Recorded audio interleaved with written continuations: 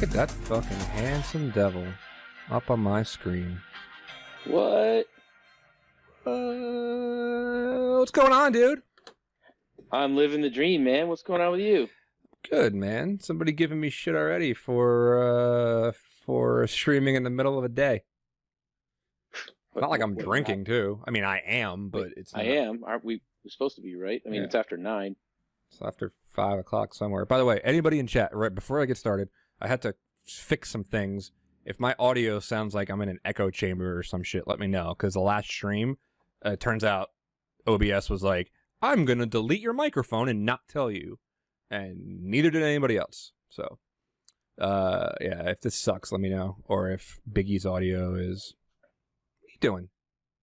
Just rearranging. I'm better now. Jesus Had to move some stuff around. Christ. Nobody's going to think we're professional in here. I don't think that is the least of my concerns. Well, whatever. Welcome to my little slice of the internet, my little slice of self-aggrandizing behavior, second order chaos. I'm so happy to be on your little fiefdom. That's dude, awesome. I love you, man. Well, you always hop on like my panels and my like general streams and shit, and I was like, you know, and you're not somebody who's like super forceful about speaking up, and you're not like, you don't interject a lot. So I mean, it's not like you can talk over somebody like a rook. I mean, Jesus. Oh man, have you tried to talk to that guy? It's like seriously unbelievable. Jesus. I just paint a picture of him on the wall, and then I can have a few good words in. Jesus Christ! It's like his fedora isn't loud enough. We gotta fight over his voice too. God, that guy. I hear he's speaking at Worldwide Hacking Fest in or Wild West Hacking Fest, sorry, in San Diego. Did you hear that? Did that come across your screen at all? It did. I saw it, and I just hope other people get a chance to speak during the event. I mean, I just assumed everybody else wasn't coming. We can either have 20 quality speakers or one exceptionally long one. It's Rook. He knows. I kid. Yeah, of course we kid. He's one of my favorite people. And dude, he's so fucking cool. Like, he will, like, any panel I do, right? And we're opposite coast, man. Like, I'm east and he's west. And that dude just hangs out and he comes and he talks and like, not just bullshit either. Like, he'll talk like really intelligent things, and like he helped me with the Hack the Box stuff. But yeah, dude. But like, anyway, my point is that you're very, for the all intents and purposes, unassuming when you're trying to get a word in. I've never made you angry. I don't know if that affects it or not. I mean, no. I think that's very kind of you. I think that comes with age. You know, I just turned 73, so you know, there's a lot that you learn over time. You just start to chill out a little bit, right? I mean, yeah, because your bones can't really handle the vibration anymore. No, and if I get hit by one more IoT fanboy, I'm probably going to break into 100 pieces. So I can't have that anymore. Yeah. You're the one charged with taking care of all the aging mainframes now when you're gone. That's correct. Our workforce and our mainframes all fall under my purview now. I mean, Jesus, like, who's going to take care of them? Like, evil mainframes? Like, no, it'll be basically me and Keith Richards when everyone else is dead, I imagine. Right, and then even then he's just gonna be like checking his watch to like, dude, are you gone yet? Well, yeah. So like, let's fucking actually get good information going here. Okay. First of all, happy lunch hour to you because you're an hour behind me. Thanks, buddy. And who are you and what do you do? Well, as it pertains to your slice of the world here, or our slice of the world, my current role is I work in information security. Primarily, I work on mainframes or Gibsons, if you're into the hackers genre, or if you're more formal about it, it's IBM's System Z, which is, I mean, let's face it, that's probably the best name for something. And what it amounts to are these just giant black boxes that run the planet. I mean, without them, I think I can safely say that we would cease to do pretty much anything except just kind of hang out in our basements and rock in the corner. I mean, they pretty much underpin all of the things that we really like money and travel and government, security, and retail, and things like that. So not that you asked, but somewhere along the line, about 5, 6, 7, maybe more years ago, I was working for a large financial institution. And I won't name drop them, but they've been in the news a lot, and they have a stagecoach as their mascot. And Rhymes with smells schmargo. Maybe. And Best guess. Best guess. Spitball. And I ran data center operations, and I ran some infrastructure stuff that I was in management. So basically, my brain was atrophying, and I was starting to slip away. And then I had this aha moment that, we've got these systems that underpin everything we do. They're super important. I've watched what happens when they go in the ditch, and all of our ATMs and points of sale and everything else is broken and down. And I was wanting to get out of management and back into information security, and I didn't want to start at the bottom. I didn't want to go and start over again, because I've been in management for a while, but I'd kept my technical chops pretty good.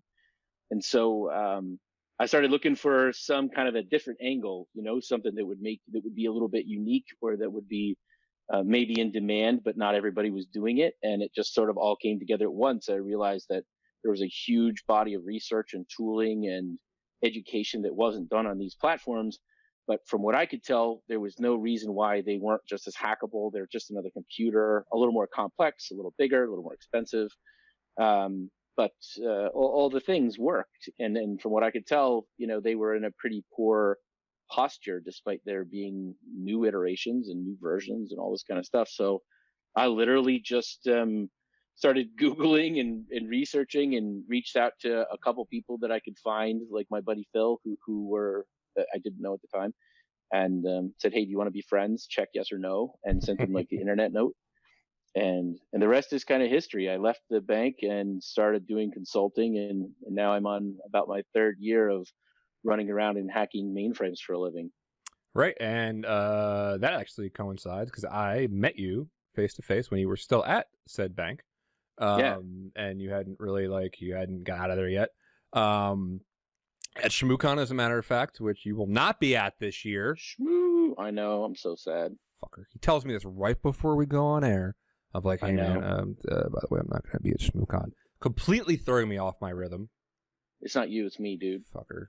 But you did, as insofar as I can tolerate scotch, you did get me started on a good one. When we first met, we shared a bottle of Valvini that you had. You gonna reach for it? It's not Balvenie, but I just have one within just happened to have one within arm's reach. Just happened. That, if anything encapsulates this industry, it's I bring up in the middle of the day, because it is noon where he is. Talking about scotchy, as a matter of fact. Yeah. It's like somebody talking about cocaine with me, and I'm like, well, hold on. Look down. Everybody look down. Pan the camera down. Pull the drawer out. Went all Scarface. Somebody in the chat said, here I was hoping for a Who Slices It Anyway with Big Endian Smalls. Oh my god. Yeah, nobody wants that. We should make that happen sometime. Well, we could have, because Lintile and I are hosting at Shmoo in the lobby, but no. Oh, and Lintile, my other favorite guy, who's like the wallflower. Yep, my wallflower. Fucking crazy? Yeah. No. Yeah. We're talking about the same guy. Wait, no. That's a different guy. The same guy in the ref uniform that shows off almost all of his nutsack? Yeah. I don't think we're talking about the same guy here. No, he is. Matter of fact, him and I have joined forces, and we are part of the Hacker Game Show network now with all of his stuff and Who's Sly. But anyway, I'm totally getting off point here. So I'm glad you came on my show, Danny. Let me ask you a few other questions. What games are you guys going to be playing in the lobby at ShmooCon? Shut up. We'll talk about that in a minute. It's all about you right now. No, if you guys can't tell, I have an extreme personal fondness for Biggie here, whose real name may or may not be Chad. I don't have enough Chads on my show. So I think what really encapsulates the whole mainframe thing, and tell me how often you get this, right? Because I literally got it 10 minutes ago. Before we even got on this, I was getting off my team stand-up, because they're in Seattle and they're actually working right now. I said, hey guys, if you're busy or whatever, I'm doing a stream. Some of them care, some of them don't. Most of them don't. I said, but I'm talking to like one of the only two guys in the world that's really good at this. Mainframes, and they're like literally word for word. Oh, are mainframes still a thing? And I was like, well, I'm gonna make sure I tell Biggie you said that. Yeah. How often do you get that sentiment? So it's not even the first, and I'm not even making this up. It's not even the first time today Are you that I've serious? heard that. No, it's really common, and it used to kind of irk me a little bit, because anytime somebody says, "Is the thing you do even really a thing?" Like people get, everybody's always happy to hear that, right? But honestly, whomever says that, generally they come by that honestly, and it's actually a fair, albeit blunt question. And there's a reason. I think there's a couple of good reasons why people aren't aware of just how systemically important these platforms are. And if you're interested, I can give you my 2 cents on that. Well, I didn't bring you on here for your hair tips. I see what you did there because I'm bald. That's funny. Less funny when you explain it, fucker. You're welcome. So I think there's a couple things. If you learn anything about mainframe in listening to anything that I've done or Phil's done or any of us or this, one would be that they're backwards compatible to a fault. So what do I mean by that is that the original platforms were built in the 60s. They were a 24-bit platform. Programs written on those platforms in the 60s could run on the most current iteration, which is called a Z15 today, with no modification. Furthermore, you could write code on a system today that would think it was 24-bit. So why is that important? They're not today. They're 24. They were 31-bit, but a few decades later, now they're 64-bit systems like everything else. It's a different CPU, different architecture. Why is that important? They've built backwards compatibility into the software and hardware, and I say to a fault, meaning that you can just literally roll in the next generation of mainframes, cut over to it without upgrading, changing, or tweaking anything on your system. They are fault tolerant and reliable to the nth degree, meaning that you could literally build these systems that have zero unplanned downtime. They have local and geographic failover capabilities. They handle thousands and thousands and thousands of transactions per second every day, all day long around the planet, flawlessly. And so what ends up happening is, if you think kind of pre-security revolution, 15 years ago, the main name of the game was reliability, right, and uptime. And these platforms have that down to a science. And because they continue to just function, and you don't really hear about them in the news. They don't really, occasionally there'll be an outage. Mostly the outages happen when somebody's not able to get to the mainframe. There were a couple of massive Delta outages not that long ago that had nothing to do with the mainframe, but it had to do with their inability to get to the mainframe, right? And so it looks like the company's down.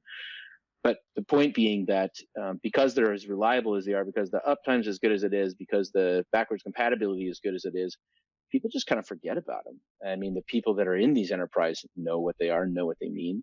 But the rest of the world writ large just kind of forgets about them because you don't read about them in the news every day. You don't hear about them every day. They're fairly expensive, hard to get your hands on, not really accessible to the maker, breaker, hacker community, whatever. But, I threw together a couple of numbers for a conference that I did where I was trying to explain this to some very intelligent security and IT folks a year or so ago. And it's something like this. So 87% of all payments that happen in the world happen on a mainframe. 29 billion ATM transactions, 4 billion passenger flights, 30 million transactions a day. So something on the lines of like 7,000 flights a minute or 920 ATM transactions a second. We're moving $8 trillion annually, which is something like the GDP of UK, France, India, and Brazil, right? So these are giant workhorses, but they're exceptionally good at what they do. So where I fit in is that while they're capable of being as secure and locked down and as fortified as any other system on the planet, that has gone largely, they've been neglected. So it's not, so I do take umbrage with the idea that they're legacy tech, that they're old tech, that they're out of date, and people neglect all kinds of things, right? Like, I mean, when was the last time you changed the battery in your smoke detector, right? Does that make it legacy? No, it just means you're a dumbass for not doing it. So there's all kinds of outdated things, but the fact is, what they are maybe more of is neglected from people who really understand how to secure things, because again, you're not reading about mainframe hacks or people attacking these things regularly. So my job is to go around and say, look, you can't really afford to have your mainframe breached, right? You can't really afford to have ransomware hit your mainframe or have an outage due to, somebody coming in and taking over your system. We probably should lock this shit down. And I had somebody yesterday ask me at a conference, where are we mainframe security wise and research wise compared to the rest of the world? And I'd say somewhere around smashing the stack for fun and profit, right? Jesus. Seriously. Like the kinds of things that we're fixing right now, it would be unthinkable to find on a Linux or Windows system in a normal, properly hardened, looked after environment, right? So yeah, that's kind of it in a large nutshell. So, and I mean, honestly, like I really can only name two people that I know, because I know you and I know your partner that you work with. That I know that specialize in this kind of thing for a technology that processes, like you said, 83% or whatever the hell it was of transactions and handles $8 trillion, which is roughly the budget for me and Bake ZD for November. Where, how many, what is your, and the reason that I love hacking and I love InfoSec and I love working in it is because we have a giant ecosystem with all these little individual ecosystems of specialities: blue teaming, red teaming, reverse engineering, development, all this shit. How big is the ecosystem of people who are like you and Evil Mainframe, or shit? Is that his handle? Evil Mainframe. He's Soldier of Fortran. Evil Soldier Mainframe is the name of the training course that we Soldier of Fortran. deliver. So besides you two that I know of, like, educate me. How big is your community doing what you do? Honestly, there's a Slack chat, and I'm going to say there's maybe a dozen people around the globe that are on this chat who I would say are educated and in the same vein that we're in, and probably work in some format of what we do. So a few of them are internal corporate people. Some of them work in their own independent business, but yeah, I'm not joking when I say there's maybe a dozen or so of people that I know that work in this in the adversarial construct, right? So Sure. there's a lot of people who work in security, or what we would consider more traditional blue team kind of thing. But in terms of people that are really focused on raising the bar on this platform to where it is on all the rest of the platforms in terms of tooling and research and that kind of stuff, yeah, it's not very many. It's not very many at all. So that being said, for anybody who is watching this now or maybe watching this later, or who I had a casual conversation with, it's like, I wish I could learn more about mainframes and what the job market is like that. So if somebody's like, I really want to learn about this, like I want this to be my niche, but like, even in spite of knowing the numbers that you gave me, 83% and 8 million, what kind of market is there for people that do what you do offensively? So, and is there a want of it? Is there people looking for it? Yeah, I mean, like anything in IT, obviously, I think is kind of like a pyramid, right? Where you've got the engineers and and then you've got sort of like blue teamers and responders, and on up to like pen testers, and then maybe red teamers, right? In terms of like the demand, you know what I mean? Mm-hmm. You need, obviously, if you're doing it right, your organization has way more engineers than they have red teamers, for instance. I would say, the demand in any form of IT around mainframe is high. When I left the bank, I had a number of people work for me, and I was, with exception of maybe one person, I was 20 plus years younger than everybody who worked for me. There's very much and like I said, I'm 73, so there's very much a workforce shortage that is impending and happening right now.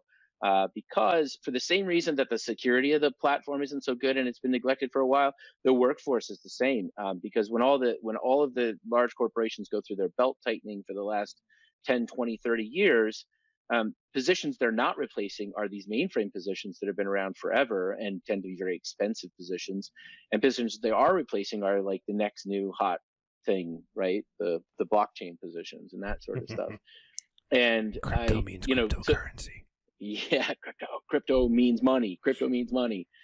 So I think there's a huge demand for any kind of IT around mainframe, and you can make good money doing it. We train the company I work for, RSM Partners, that we train people that are either right out of college or maybe have a few years.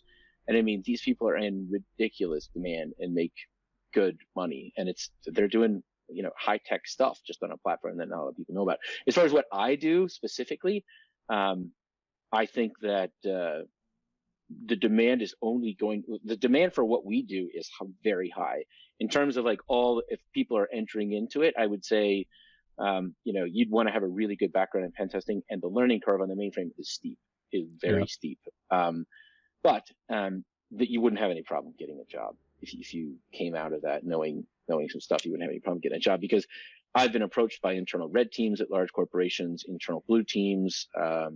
If I get tired of consulting, I would not have a problem finding a soft corporate job to go land in again.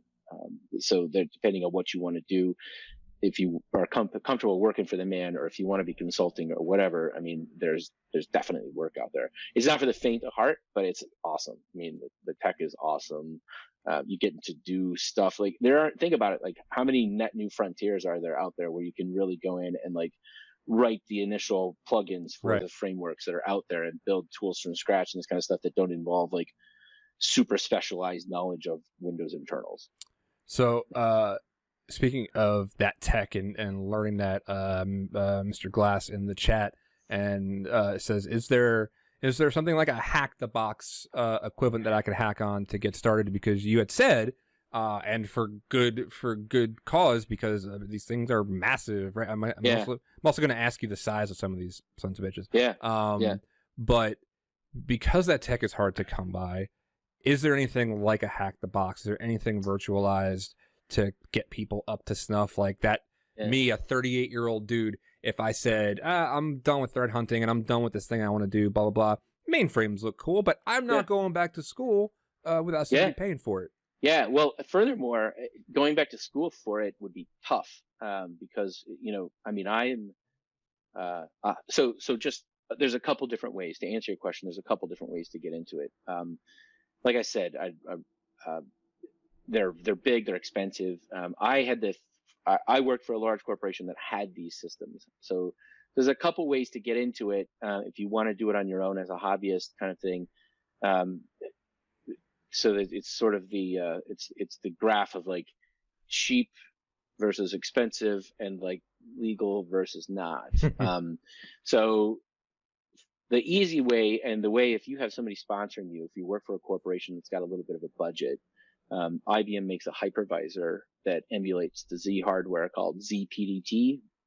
That's Papa Delta Tom, Papa Delta Tango, and it is you can get it anywhere between $5,000 and $10,000 a year, I think, something like that for the license. Don't quote me on that, but that's the order of magnitude, right? And that runs on a bare bones Linux system. So you spin up Cent or SUSE or something like that, and you run this hypervisor, and then you can run you also, along with that subscription, get a subscription to the operating system, and you can basically spin it up, and it is the exact same thing you would get on bare metal. That's the right way to do it. That's the legal way to do it. And if you work for obviously that's not going to be accessible to a lot of people that just want to play with it in their spare time. But frankly, as software licenses go for people that work for normal size, medium, large companies, that's not a tremendous amount of money, right? If you've got some R&D bucks or training bucks to blow. If you just want to get hands-on time to see if it's something you're interested in, shameless plug, Phil and I are going to do our Evil Mainframe hacking class at Black Hat in Vegas this year. And you can get hands-on there. And we bring our own lab system. So if you have some pen testing chops, if you're just mainframe curious, or if it would really benefit you in your career some way, come take that class, because it's going to be awesome. We've taught that class all over the world, and it's fabulous. So you can get your hands on there and see if you like it. The other way to get your hands on it is there's an open source emulator called Hercules, which is completely legal. It emulates the hardware. However, the trick is getting your hands on the operating system, which is licensed only by IBM. So I'll leave that as an exercise to the viewer to see if maybe there are places to get your hands on the operating system. I can't, recommend any of those BitTorrents or anything like that. So It's a mystery. Okay, so that's just going to have to be a mystery. But yeah, I mean, that is how you have to do it, because there isn't a lack of documentation out there to understand the operating system. In fact, it's the opposite. There are shitloads, it's truckloads of unbelievable amounts of manuals and documentations that IBM publishes on the operating system and everything into it. But you will not understand it unless you can get hands-on, because it is not intuitive at all. So I remember this might have been a couple of years ago, because I remember talking to you about this, and I think you talked a little bit on Twitter about it. Wasn't there a young lad who decided, I want to learn about mainframes? Yeah. And somehow got his hands on one, or his parents bought him one or some shit. Yeah. Like, talk about learning like on your own. So what? Yeah. He just bought one off of eBay or some shit? Yeah, Connor Krusky went to it's not eBay, although I've seen them on eBay before. And buying them, I should say, before anybody with $5,000 to blow goes out and buys one. It's tricky because IBM controls the internal license code. So you might buy a hardware box that you can't run anything on, right? So be buyer beware. But he went to a government, sort of like government surplus, kind of one of those auction sites where they shut down some kind of office and then they just sell everything at, low prices, and bought himself one and installed it in the basement. Now, something that a lot of folks don't know is, even though it's a separate CPU, there's a few open source operating systems. Like, there are several distributions of Linux that have a Z kernel that you could run on that hardware. So where you couldn't run ZOS, you could run Linux and say, I've got a mainframe, but it's just running Ubuntu. So it's not, you've just got a super expensive, like the world's largest, most expensive Ubuntu box, if that's your jam. But Connor parlayed that into I believe an internship, and then I think full blown employment at IBM, because it kind of blew up. And plus he's just a prodigy. So, they would be done not to hire him anyway. But yeah, so you can go buy the hardware, but again, not for the faint of heart. It is not like if you like, I just bought a Dell server on eBay and set that up in my basement, and I'm like, I got this down. I think you'll find that the buying a mainframe, maybe start with an i-series or an AS400, because buying a proper mainframe would be a fairly daunting task to get up and running on your own. IBM's built that ecosystem to be to intentionally, but also part of its success, it relies very heavily on them and your relationship with them, and also your ability to send them lots of money. Do you think, and I'm sure you might have an opinion on this, IBM's iron grasp on this, the reason why it is so hard to get your hands on this, is a benefit or a detriment to people that want to help and get to know this? Or is it for the same reason that you said, hey, you can run a 23-bit thing on here today, let's have everybody fuck with that? Brother, I'll tell you what, one of the things that I have been proselytizing about since I decided to make this leap is, you got to get this in the hands of the people, right? Like, the industry has shown, the world has shown time and time again, because you and I are both old enough to remember that the days when if you found an O-Day in Oracle, you didn't get a T-shirt or a bug bounty, you got sued, right? Yeah. And you got a cease and desist out of the deal, Today. But that's pretty, I mean, for the most part, right? Yeah. For the most part, most companies, that's rarer now, right? Like, most of the large attack surfaces on Google and Microsoft, they realize that they can get people to do this work for them, and that it's better to just flip them a check for $100,000 than to spend $500,000 on lawyers, right? But all cynicism aside, I think that's made the products better, right? I mean, because now if I'm on the fence about whether I sell this O-Day to some, black market cabal, or whether I turn it in, I mean, if they're giving me a few bucks and I don't feel like dealing with the dark web, it's easier to do that, right? So I think it's made the products better to get them in the hands of people. And certainly just having the ability to download any operating system, run it in your basement, people hack at it, find bugs, all of those things, I think everybody would agree, have made those operating systems stronger over the years. So I have been lobbying to get this in the hands of the people for a long, long time for that reason. Right? One, I think it will help solve the staffing crisis that we have right now. Because, listen, the analogy I always use is like, Danny, let's say, you come out of high school and you're going into college, and your rich uncle says, I'll buy you a car for college. Like, it's got to be one of these 10 cars. Here's 9 of them, and the 10th one's a surprise. You can't look at it or drive it, but it might be the best, right? And like, you're like, well, who's going to choose that when you have 9 sure things and one that's kind of an X factor? Then people coming out of college aren't going to just go get jobs in mainframe because they've never put their hands on it and they have no idea. They wonder if they even exist, right? Do they even exist anymore? So why the hell would they ever? So you got to get it in the hands of the people, right? If I can download all the operating systems on the planet and play with them, but not this one, why the hell would I ever want to go work on it just because some apocryphal nut job called, Biggie Smalls is talking about it in his Merry Men band, right? So it needs to get in the hand. Now, I will say that and I'll answer the question you asked. I'll say just one more thing. There have been lots of talks about getting a hobbyist or a near free or free version of this in a cloud format from IBM that people can use and play with and beat on and stuff like that. And I will put a stake in the sand and say that I think I'll live to see that. I think that will happen sooner than later. I think they have to, because it'll help solve the staffing problem, and it will, I think, make it more secure by raising awareness and that kind of stuff. I think it is to the detriment of the world writ large that it isn't already there. Now, I'd be remiss if I didn't say that I understand a little bit of why they don't. I have some Sure. above and below board suspicions on why they haven't yet. And there's the obvious, like, stealing of IP and worrying about that. But I think the time is now. I think the time is now to get it out there and get people interested. Because every time I go out and give a talk, every time Phil goes out and give a talk, people come up to us afterwards, at least a handful, a half dozen people, and say, this is cool as shit. How can I get into this? I want to do something different. And I've got to sit them down and have well, I got bad news for the you. birds and bees talk. You can't really, it's not easy.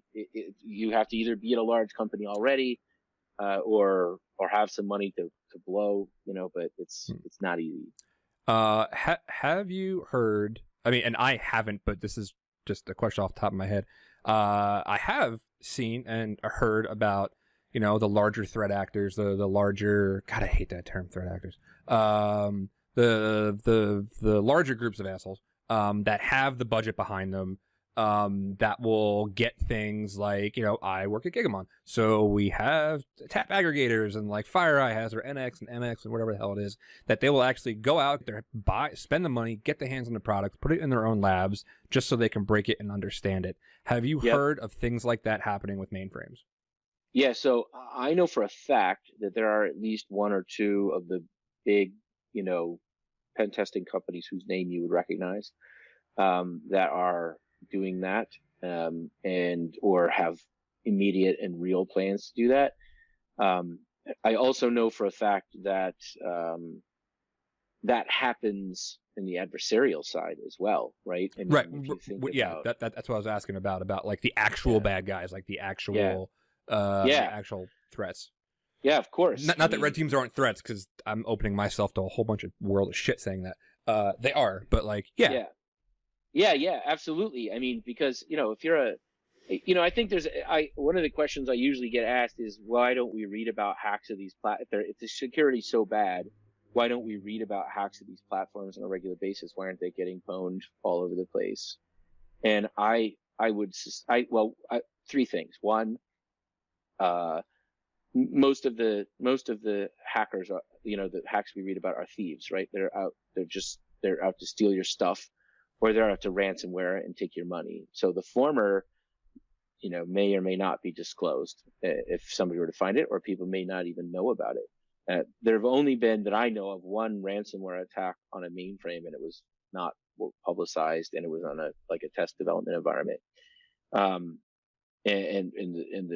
there's some sketchy details about it.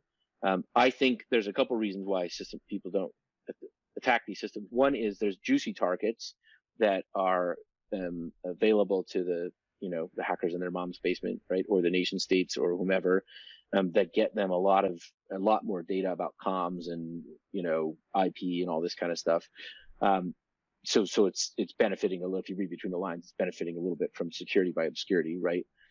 The second thing is, if you were serious about it and you really understood it, there's very few of these things you could attack that wouldn't have some. So let's just say you're a nation state, right? Your favorite nation state.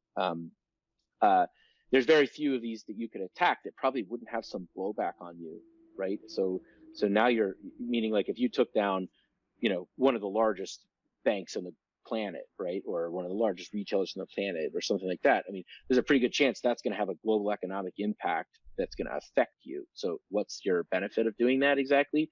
So now you're down to people who just are like YOLO and maybe want to see the world burn, and Right. those are ones that I kind of worry about probably more than anything, or just your garden variety thieves who like to steal data.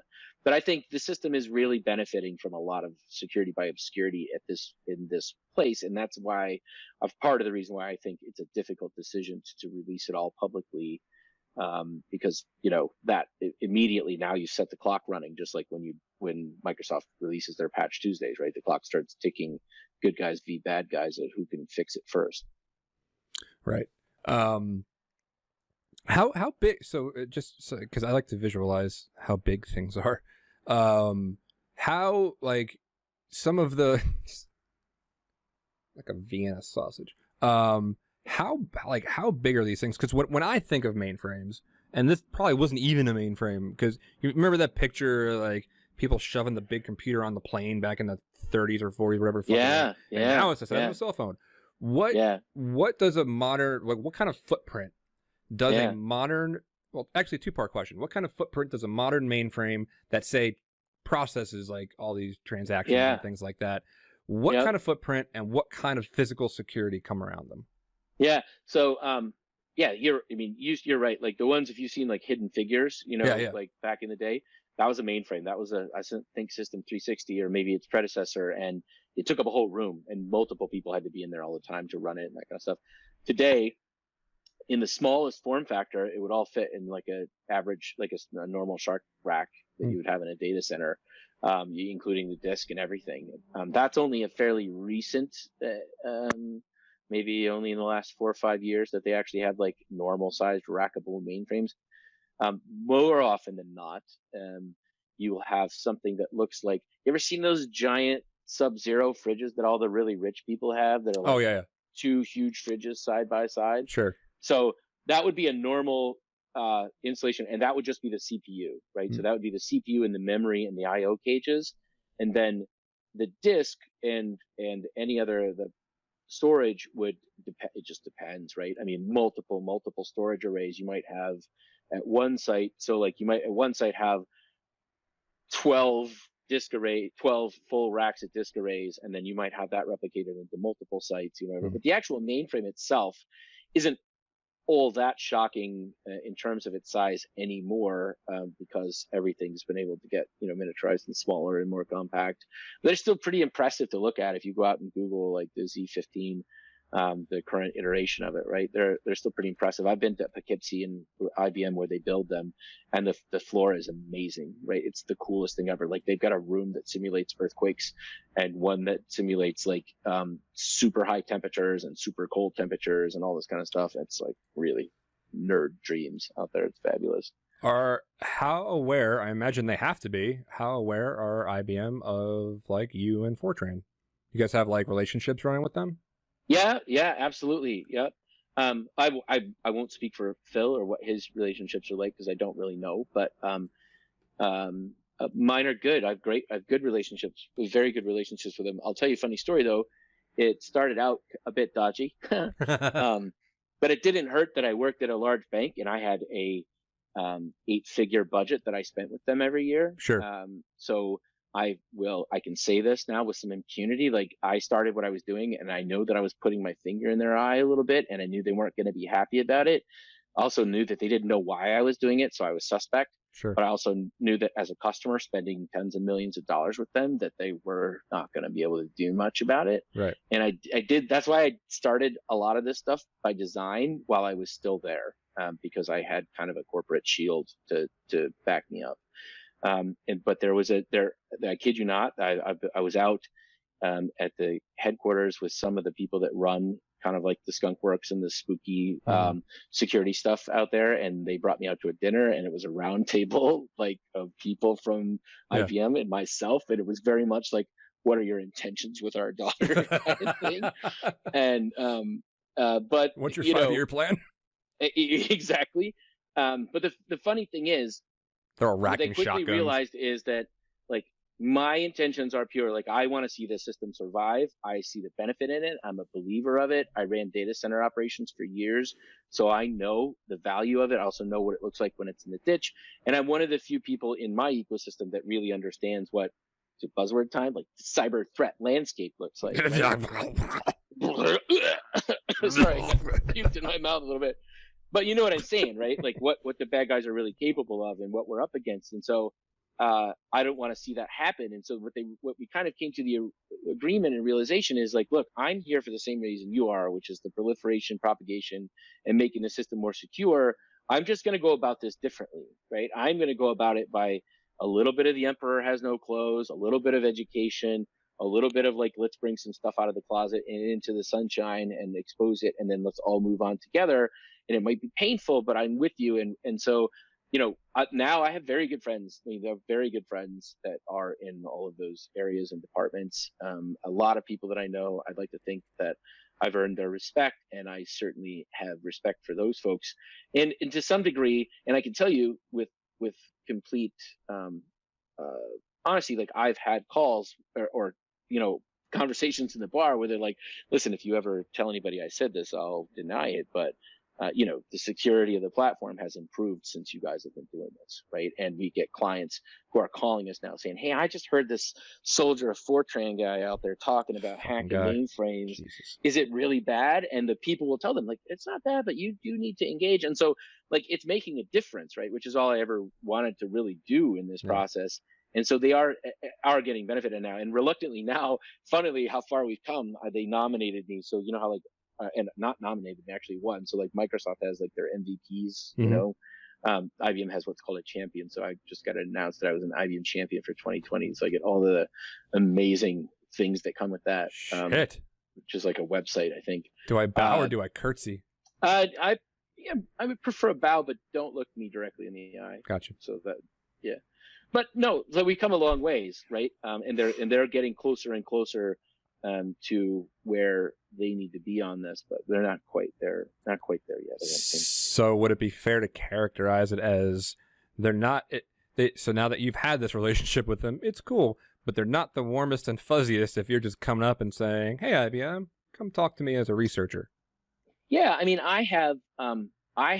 It came with a mutual respect, right? So, like, you know, I don't go and just drop mainframe Ode all over the planet, right? And I don't. I still go out and educate people and try to make it better and all this kind of stuff. But it's an honest relationship in that, like, if they do something that I think is foolish or doesn't help, I'm more than happy to call them out about that. Right. And I'm happy to release tools that point out vulnerabilities in the system because I'll follow it up with, and you need to call these guys and get the patches or do the best practices and get it fixed, right? And not just the corporate, oh, it's super secure and it'll be amazing. I'll have to walk kind of both sides of that line. Speaking of releasing things, I'm going to have to release you pretty soon from the call. Is anybody? Do we have any questions? Is there anybody we need to talk to? No. Somebody did ask on Twitter if it's really true that you sleep hanging upside down in a mainframe room like a bat. I do, but we won't besmirch bats because we all know and love bats, right? So, but yes, I do. Let's drop that question. Forgot about that. Somebody asked me about what I'm doing at Shmoo. This isn't about me. This is about him. But if you're coming to Shmoo, yes, we're doing Who Slides anyway. We're doing some other game shows, me and Lintile, but not about me because Biggie won't be there. So I'm not going to talk about it. But before we go, anybody wants to follow up with you got a GitHub where you release said tools, or like how can people find out about your Black Hat class, the work that you're doing, the tools you release? I assume the Black Hat class, if it isn't up, will be up already. I'm probably most active, like most of the people on here, since they're on on an interview at noon on a Wednesday. Twitter is like the #1 way to find anything out about anything I'm doing. I have a blog that I, like everyone else, generally abuse and abandon. But on GitHub, anything I release would be out there under Big Endian Smalls. Phil's is mainframed. And we also have an evil mainframe and some other stuff out there where we've released things. So, but if you have any questions, I'm always open. Send me a DM or hit me up on Twitter. It's probably where you'll find me most often. And please tell Phil I didn't exclude him just because I don't know him. It's just the funny thing is, a lot of people talk to Phil, and the main reason for talking to Phil is just to get an intro to me. So I mean, he's used to that. Right? I'm like the opposite. I just want an intro to Phil because I don't know. We had him on that one awful podcast that we did. Yeah, and he's like, I am never hanging out with you guys. Fuck again. that guy. But thanks so much, dude. This was so great, and I'm really glad you asked me. And what a great way to ask. I didn't even get to all like the personal questions and shit I had about you too. I usually like to close with some of that, but it's it's the middle of the day thing. You can't go that long. Do you have one that you can answer in like the middle of the day askable? You know what? I always like to ask from a very human level. Of everybody commiserating with the work that we do and the stress of it and the burnout and that thing. What do you do to unwind? Like, what do you do when you're not talking on stupid podcast on Twitch? What do you do when you're not teaching and giving the thought leadership you're known for? Like, what do you do just to fucking hang out and like de-stress? Yeah.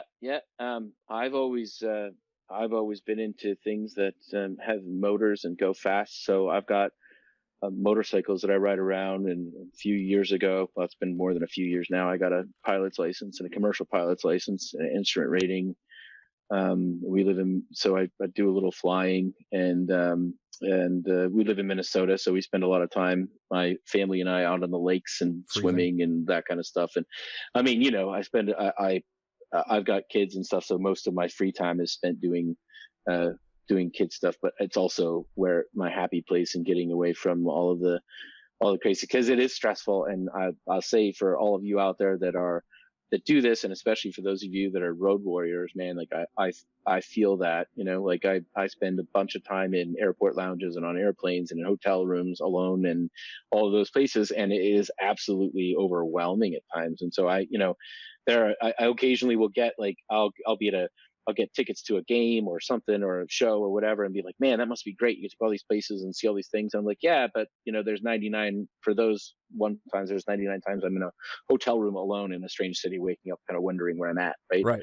So not having my family. For once. Yeah, absolutely. Wishing I could be home where my kids are throwing a tantrum right now. Cause like that would be better than, being here and being helpless about it. So not to be on a downer, but I just want to say like, I appreciate that it's real, the people that do this, and I appreciate people that do this and that put their this is part of their lives. And I know it is a part of a lot of people you and I are close friends with their lives, and so I appreciate that. And I also appreciate the work you guys do with mental health and finding where people have breaks or need help and that kind of stuff. Like, I mean, I love the work you guys do on that, so thank you for that. Thank you very much. By the way, for anybody, and I've kept it up there since our last 24-hour thing, there is a link right below the video window on your Twitch for anybody watching for Mental Health Hackers, run by InfoSister Amanda Berlin. So should the spirit move you, that link is right there. Now, later, just share the link, whatever you want to do. All right, dude, it is 10 of 2. You have places to be. Yes. I have a client call. All right. Middle of the day, man. I love you, brother. And thanks, brother. Medication